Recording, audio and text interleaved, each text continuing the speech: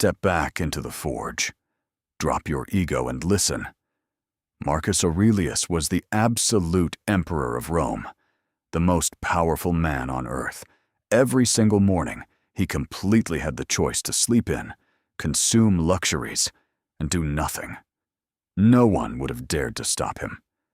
Instead, he forced himself awake in the freezing dark with no alarm, sat entirely alone, and wrote brutal reminders to himself about duty, discipline, and not wasting his finite life. Centuries later, those private notes became meditations. Ask yourself, if the ultimate ruler of the ancient world had to violently fight for his self-discipline every single day, what exactly does that tell us about the pathetic, soft battle you are losing right now? Stay with me, because we are uncovering his ruthless blueprint, starting with principle number 1, the discipline of perception. Welcome to principle number 1, the discipline of perception. The first and arguably most important principle Marcus Aurelius taught about self-discipline has absolutely nothing to do with your cute morning routines or motivational habits. It has everything to do with how you perceive the world and how often you lie to yourself. The Stoics called it the discipline of perception, and it begins with one radical, brutal truth. You do not react to events. You react entirely to your own interpretation of those events. Listen closely. You do not react to what actually happens. You react to the weak, fabricated story you tell yourself about what happens. Let me give you a highly practical modern example. Imagine two men facing the exact same situation. Both get passed over for a massive promotion at work. Person A instantly plays the victim. He tells himself, "This is completely unfair. I am just not good enough. What is the point of even trying anymore?" Person B coldly calculates. He tells himself, "Okay, what exactly can I learn from this? What weakness do I need to destroy to ensure they never pass over me again?" Same event, completely different internal reality. Marcus Aurelius wrote, "If you are distressed by anything external, the pain is not due to the thing itself, but to your estimate of it. And this, you have the absolute power to revoke at any moment." This is the foundational bedrock of Stoic self-discipline. It is not about controlling the chaotic world around you. It is about ruthlessly mastering the pathetic story you tell yourself about it. Here is where this gets violently practical for your life today. Your lack of self-discipline almost always begins in the mind, long before it shows up in your physical behavior. Think about it. When you cannot get yourself to do the heavy lifting, work out, study, or execute a difficult project, what is really happening? You are telling yourself a story. "I'm entirely too tired. I will just do it tomorrow when I feel ready. I'm not built for this kind of stress. What if I fail anyway?"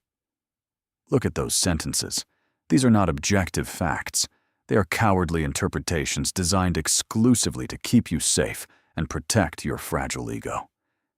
And Marcus would tell you that you have the supreme power to aggressively challenge every single one of them. When you feel that sudden resistance to doing something you know you must do, pause. Do not blindly act on the weak feeling. Instead, violently interrogate your own mind. Ask, what exact story am I telling myself right now? Then ask, is that story actually true, or is it just comfortable? Marcus Aurelius did this constantly. He would catch himself wanting to stay in a warm bed and actively attack his own narrative. Was I created to huddle under blankets and stay warm? I was made for work. He challenged his own internal lies every single day of his reign. Here is the powerful truth. When you destroy the false story, your physical behavior instantly changes with it. You do not need more willpower. You need a more accurate, brutal reality. So here is your immediate challenge. Every time you feel resistance to the hard work this week, write down the exact story you are telling yourself. Then ask if it is actually true. Drop in the comments below right now. What is the one lie you have been telling yourself that is holding you back? Make it public. I read every single one. Now, we must move from the mind to the physical body. Welcome to principle number 2, the discipline of action. Now, we violently move from the mind to the physical body, from your thoughts to the brutal reality of execution. Marcus Aurelius was absolutely not a passive philosopher sitting in a safe room. He was a man of relentless, deliberate action. Stoic philosophy is absolutely not about passively accepting your defeat. It is about knowing exactly what you can control, and then aggressively throwing everything you have at it. The Stoics called this the discipline of action, and it is forged on 3 unbreakable cornerstones. Cornerstone 1. Act in strict accordance with your purpose. Marcus believed every human being has a function, and that self-discipline is simply the cold, daily commitment to fulfilling that exact function. He wrote, "Confine yourself to the present, not the guilt of yesterday, not the massive anxiety of tomorrow. Right now. What needs to be done right now?" This is the ultimate cure for your procrastination. You do not avoid tasks because you are lazy. You avoid them because they trigger intense anxiety and boredom. Marcus would say, feel the massive resistance, stare directly at it, and do the hard thing anyway. Not because it feels good, but because it is exactly what you were built for. Cornerstone 2. Amor Fati, the absolute love of fate. Amor Fati does not mean merely tolerating the miserable things that happen to you. It means actively loving them. You must crave the hard, painful, grinding parts of your life, because those are the exact parts that build you into a lethal weapon. Marcus Aurelius fought brutal military campaigns in the freezing Germanic forests when he would have much rather been safe in Rome. He did not just endure the mud, he chose to see it as exactly where he was supposed to be. The brutal workout you want to skip, that is exactly where your discipline is forged. The massive project you are dreading, that is precisely the work that will define your supremacy. The difficult conversation you keep running from like a coward, that is the moment your character is revealed.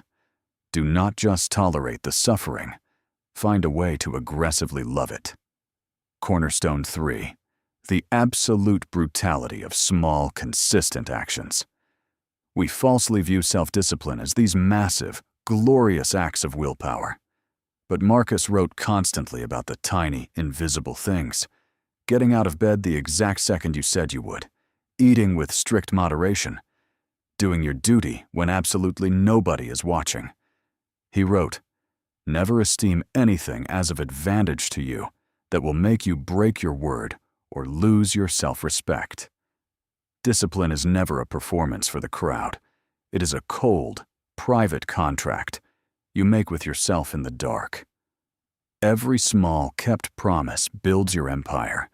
Every single broken promise instantly erodes your soul. This is exactly why Marcus Aurelius kept writing meditations, not to publish, but solely to hold himself accountable. Let me ask you directly, what is the one small action, just one, that you have been promising yourself you will execute, but you keep avoiding? Write it in the comments right now. Make it real. Make it public. That accountability is stoicism in action. But what happens when you inevitably fail? Because you will. Welcome to principle number 3, the iron discipline of will. Principle number 3, the iron discipline of will. We have talked about how to see clearly and how to act with purpose. But there is a third discipline, the deepest one, that brutally separates those who merely start from the absolute elite who actually last. The Stoics called it the discipline of will. Marcus Aurelius spent more ink on this than almost anything else. Because here is the brutal truth about self-discipline that weak motivational speakers refuse to tell you. You will inevitably fail. You will absolutely have miserable days where comfort completely wins. Days where you don't get out of bed, where you avoid the difficult call, and where you choose pathetic comfort over growth. It will happen. The fundamental question is not whether you will fall. The only question that matters is whether you have the terrifying will to rise again. The Stoics called this reserve clause thinking, going into every massive effort with the cold internal acknowledgement. I will do this unless something entirely beyond my control prevents it. When failure happens, and it will, you do not spiral into pathetic shame or self-destruction. You simply say, okay, that was outside my control. What is exactly in my control right now? And you aggressively begin again. Marcus Aurelius described his own failures with breathtaking honesty in Meditations. He wrote about his own irritability, his vanity, and the days he completely wasted time. He did not violently punish himself into paralysis. He simply noted it, learned from it, and committed again. Modern psychology calls this exact practice self-compassion. Studies from Dr. Kristen Neff at the University of Texas definitively prove that people who practice self-compassion after a failure bounce back infinitely faster. They try harder and become fiercely resilient. Compare that to pathetic self-criticism, which science shows completely destroys your motivation and spikes anxiety. Marcus treated himself exactly the way an elite commander treats a soldier, with extremely strict standards, but with the cold expectation that rapid growth is entirely possible.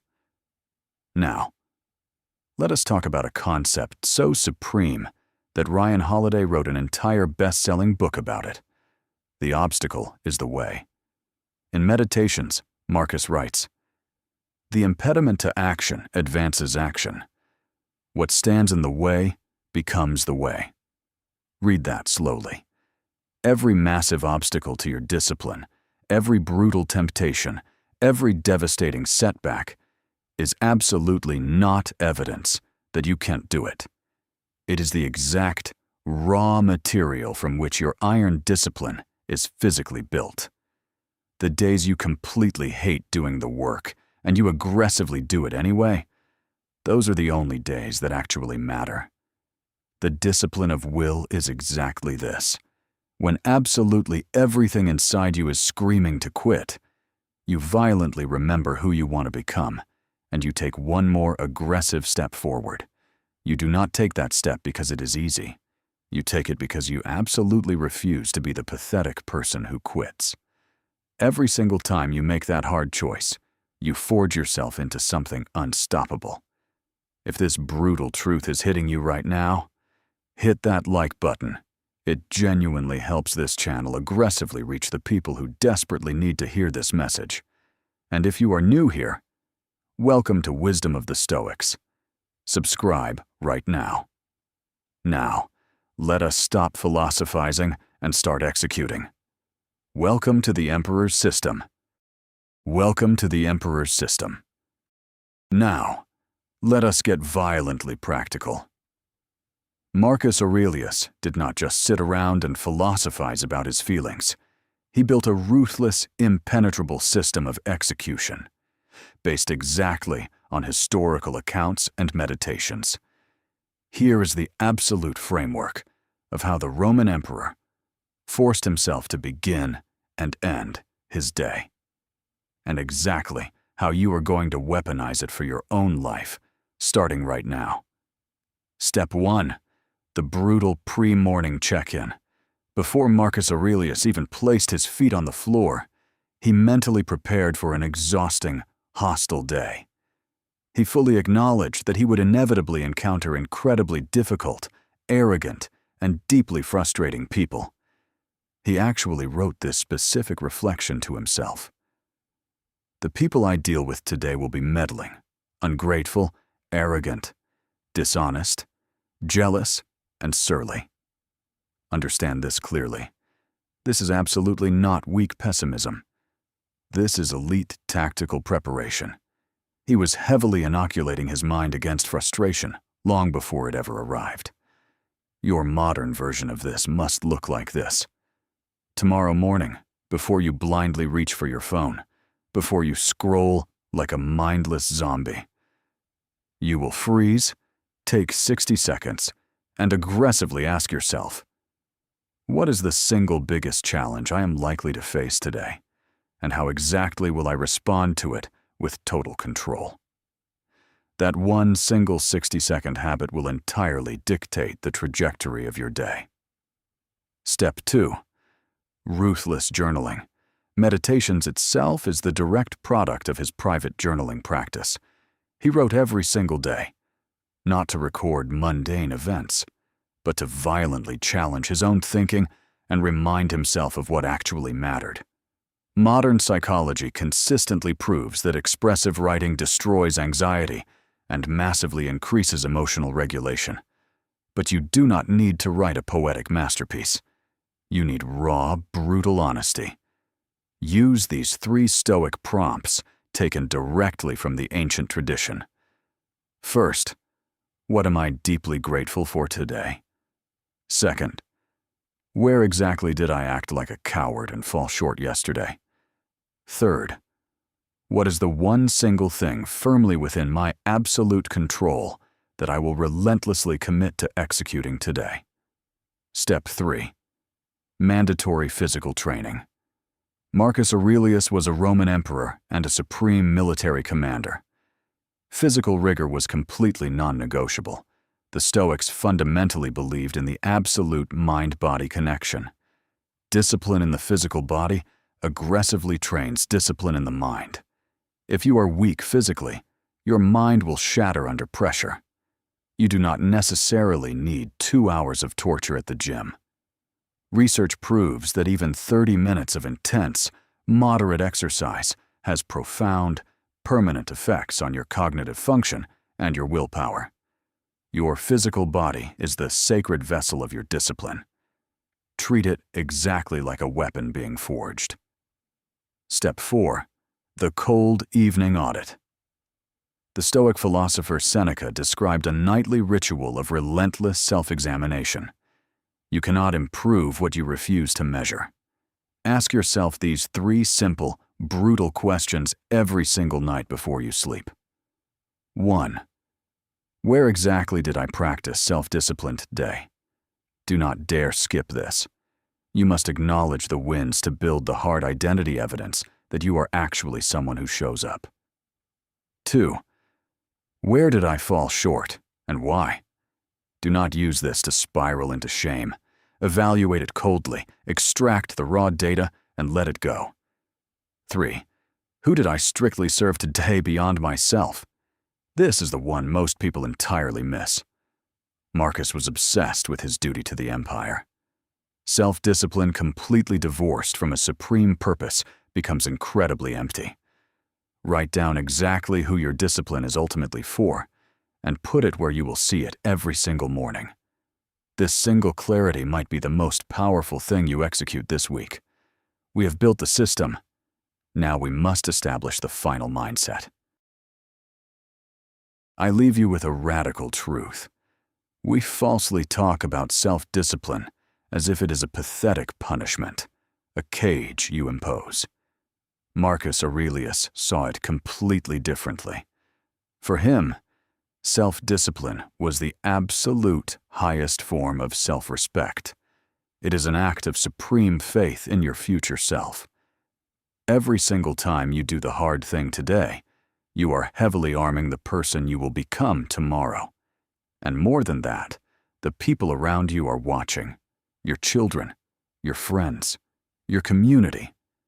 The iron discipline you build in private creates a formidable version of you that shows up in public. Marcus Aurelius ruled an empire of millions, But the kingdom he worked hardest to aggressively govern was the empire of his own mind. The work is never done. And that is the absolute privilege of being alive. Tell me in the comments, which of these 3 disciplines do you desperately need the most? Perception, action, or will? Your answer will directly shape the next video. If this gave you absolute clarity, hit the like button and share it. Subscribe to the Ataraxia Forge today. Choose discipline. Choose growth. Choose the harder, better path. Click one of the 2 videos on your screen right now, and I will see you in the Forge.